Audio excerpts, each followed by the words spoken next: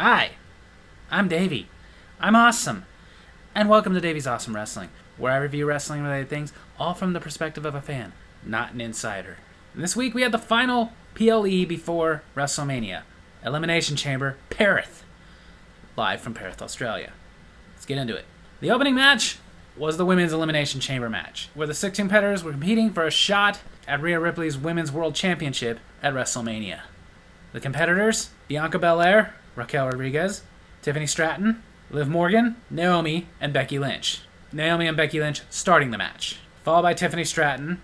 Then Liv Morgan came out, and somewhere in between Liv Morgan and Raquel Rodriguez, Naomi was eliminated by Tiffany Stratton. And then the final one out was Bianca Belair. Of course, it's an Elimination Chamber, so somebody's going to have to dive off the pod, and the first one was Liv Morgan. But not to be outdone, right after, Tiffany Stratton decided to do a swanton onto every competitor right off the pod. It was pretty cool, but very soon after that, Tiffany Stratton got eliminated. Followed soon after by Raquel Rodriguez, so it left Becky Lynch, Liv Morgan, and Bianca Belair. Liv Morgan got a roll-up pinfall over Bianca Belair, and very immediately afterwards, Liv Morgan was eliminated by Becky Lynch, making her the overall winner, and making her the one that will go on to WrestleMania to challenge for the Women's World Championship. You know, it was an Elimination Chamber. It's a good match unless, again, they have just ridiculously stupid winners and outcomes. But ultimately, I wouldn't say there was anything that set this apart from any other Elimination Chamber match I've ever seen. It was good, it was exciting, it was entertaining. It was also predictable. Before we even saw the event, we pretty much knew that they've been building up to Becky Lynch versus Rhea Ripley at WrestleMania, and that's what we were going to get. So with Becky Lynch winning, it was a good match, it was exciting, you kept your attention, but ultimately the ending wasn't thrilling. So, I would only give it a 3 out of 5. Yeah! Second match for the WWE Tag Team Championships, which they still have not given us a new belt for. The New Catch Republic, Pete Dunne and Tyler Bate, versus Judgment Days, Damian Priest and Finn Balor. It was good, it was brutal, back and forth. I love that Pete Dunne is back to his old self, doing the things that make you cringe. But of course, like expected, Dominic Mysterio was getting involved outside, helping Judgment Day keep their titles until he was caught and kicked out. But it didn't really matter, because a little bit later, after a double South of Heaven off the middle rope, followed by the coup de grace from Finn Balor pinned Pete Dunne, and him and Damian Priest kept their tag team championships. Again, it was good. It was very fun to watch. I was very entertained by it, but at no point from the time the match got signed did I think Judgment Day was going to lose the tag team titles right now, right here. Especially to a team that just got together and really under very little fanfare, which seems to be the common problem with tag team rivalries right now in WWE, is there is no real tag team rivalries. It's just a couple of guys get together and like, hey, I'm not doing anything, you're not doing anything, want to go after the tag team titles? Sure. And that's the whole story. Now, depending on where we go from here, the New Catch Republic could become one of those tag teams that desperately wants the tag team titles and has blood feuds over it. But I'm not holding my breath because WWE hasn't done that in a very long time. So like I said, whereas the match was exciting, it was predictable, and whereas the lead up to the finish was really good, the finish itself was kind of lackluster, I'd give it another 3 out of 5. Yeah! And then instead of another match, we got a special Grayson Waller effect, which I get because they wanted to give Grayson Waller some time at the first big event to be held in Australia in a very long time. But they couldn't put him in a match? Whatever, but we got a Grayson Waller effect with his sidekick Austin Theory right now. And on the Grayson Waller effect was Seth freaking Rollins and Cody Rhodes. Seth Rollins there to tell Cody Rhodes he has his back, and Cody Rhodes there to issue a challenge to The Rock for some time before WrestleMania. So we'll see how that goes. That might be exciting. And then it ended with Cody and Seth doing a beatdown to Austin Theory. It really was no point. In my opinion, these talk show things need to be saved for Raws and SmackDowns.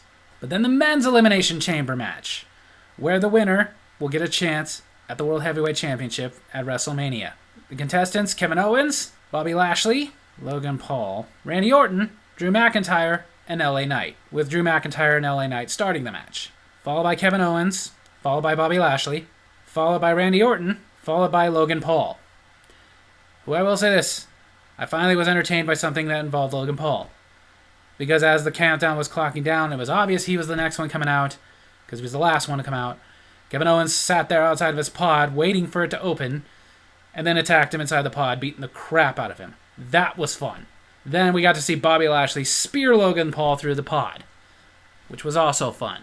But soon after that, Lashley was the first one eliminated. Then in the midst of this, AJ Styles made an appearance. He got into the chamber and beat down LA Knight. Beat him with a chair, eventually a Styles clash on the chair, and Drew McIntyre had no problem walking over and getting the pin, eliminating LA Knight. And then Kevin Owens was eliminated, followed by Logan Paul, who was eliminated by Randy Orton, who was pushing through this match even though very early into him being out, obviously hurt his back. But then as Randy Orton was about to persevere and beat Drew McIntyre, Logan Paul, who had not left the chamber yet, pulled out his brass knuckles, clocked Randy Orton, and Drew McIntyre got the win over Randy Orton. So not only did the very predictable happen, which is Drew McIntyre won, again, what we all guessed the moment it was signed, because they've been building up Drew McIntyre versus Seth Rollins for a while now, and we were all pretty sure that that's going to culminate at WrestleMania.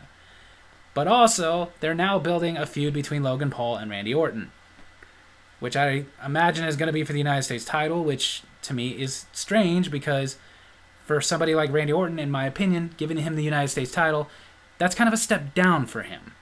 He's a 14-time world champion. That's really beneath him. But whatever, as long as it gets off Logan Paul.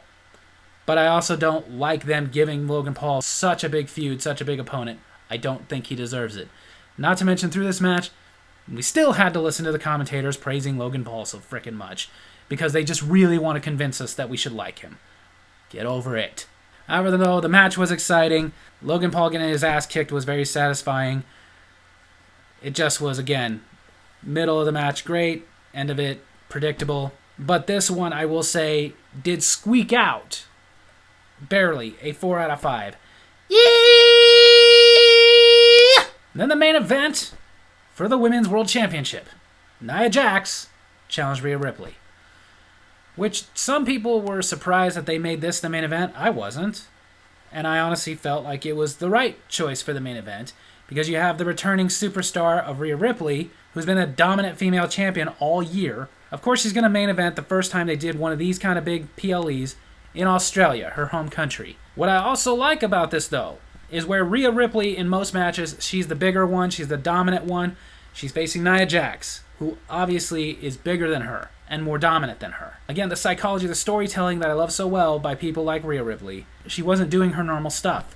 She changed up her arsenal to combat somebody more powerful than her. Basically, a lot of big power people try to do that sometimes. They go into a match with somebody who is just as big or slightly bigger than them, somebody they're not going to power dominate, but try to power dominate them. She didn't go that route. Rhea Ripley, the woman herself, changed up her arsenal to make it believable that she's going to fight this person, Nia Jax, who's actually stronger than her, and she can't outpower. Also, again, in great storytelling fashion, there's moments where somebody's going to forget and they're going to go to their old arsenal, like when Rhea Ripley tried to put Nia Jax through the table and got overpowered and put through the table herself.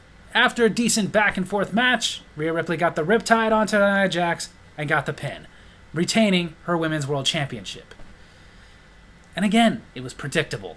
Not only did we pretty much know before the event even started that it was all going to culminate between Becky Lynch and Rhea Ripley at WrestleMania. Once Becky Lynch won the chamber match, I think they were hoping that we were going to go like, oh, is it going to be Becky Lynch versus Nia Jax so she can get revenge, or is it going to be her and Rhea Ripley? But we didn't. We knew who it was going to be. We knew it was going to be Rhea Ripley was going to win. They've been building to that since before Nia Jax even came back. Not to mention it is a Nia Jax match. Rhea Ripley carried her as best she could, but not trying to be mean, but Nia Jax, I honestly don't know why they brought her back. She was a big woman, yes, but that's really all she had going for her. She's very one-dimensional. Rhea Ripley, on the other hand, we can't say that about her, especially after this match. Whereas she is a big woman, there's a lot more to her than that. Again, I like that they put this on last. I thought it was a good match, but again, just the end was not that exciting. But again, like the last match, good enough to where I would say it squeaked out a 4 out of 5. Yee! So Elimination Chamber Perth overall was okay. Even though 2 of the matches were 4s, 2 of them were 3s, ultimately they could have all been 4s, maybe even had a 5 in there, but the overall feel of the show felt filler. Like everybody pretty much knew what the outcome of every match was going to be before the show even aired. The Women's Chamber, we knew it was going to be Becky Lynch because they've been building Rhea Ripley versus Becky Lynch. The tag team title match, we knew they were going to keep the tag team championships because they gave us a brand new tag team with little fanfare and threw them in against this dominant tag team. They need bigger feuds for the tag titles. The men's chamber match, we knew it was going to be Drew McIntyre versus Seth Rollins at WrestleMania, because that's what they've been building to. And the Women's World Championship match, again, we knew from the moment that Nia Jax and Rhea Ripley were signed to have this match in Perth that this was just giving Rhea Ripley something to do until WrestleMania. Especially with the dominant champion she's been all year, she's not going to lose the title right before WrestleMania. She's either going to lose it at WrestleMania, or maybe she'll go on a little bit longer than that. Who knows? But they weren't going to get her this close to WrestleMania and then go, oh, by the way, we're going to give it to Nia Jax. That would have been dumb. But even the matches themselves, they didn't do anything in any of these matches to make us for a minute go, could this go another way? No. From start to finish, we knew how it was going to go. Now, I'm not somebody who says that they have to surprise me all the time, especially because when they try too hard to surprise us, that's when stupid things happen and to the point that it just sucks. But you got to give us at least a little feeling of, but could this go the other way? And none of them did. At no point watching this did I or anybody I've talked to about it feel like any of this could have gone another way. Not to mention, I do got a bit of the same issue as I have with the Royal Rumble. I get the Elimination Chamber matches are big, I get they're time-consuming, but you could have squeezed in at least one more match. There were only 4 matches on the card. Instead of squeezing in one more match, you squeezed in a Grayson Waller effect, which, I'm sorry, I get that sometimes talk shows are big, like Piper's Pit, but Piper's Pit, in my opinion, was the only one that could get away with taking up precious PLE time. The Grayson Waller effect, they've done this before, and to me it was a flop. Don't waste our precious PLE time with a Grayson Waller effect. Cody Rhodes could have come out on SmackDown, Raw, whenever to challenge The Rock. Could have done it on Twitter and we all found out about it. Who cares? So, like I said, whereas I was entertained by it, they were good matches. It's not always just about the matches. It's also the overall story being told. And the overall story being told, it was like reading a book and you're reading a chapter that you're just like, you put this in here just so you could put in another chapter. So overall, congratulations, Australia. I'm glad you got your big event, but I would only give it a 3 out of 5. Yeah! So there you have it. That's my wrestling review this week. Hope you guys enjoyed it. And if you did, make sure to hit like, hit subscribe, hit the little bell so you get notifications when I post the videos, and leave a comment. Tell me what you thought of Elimination Chamber Perth. Love you guys.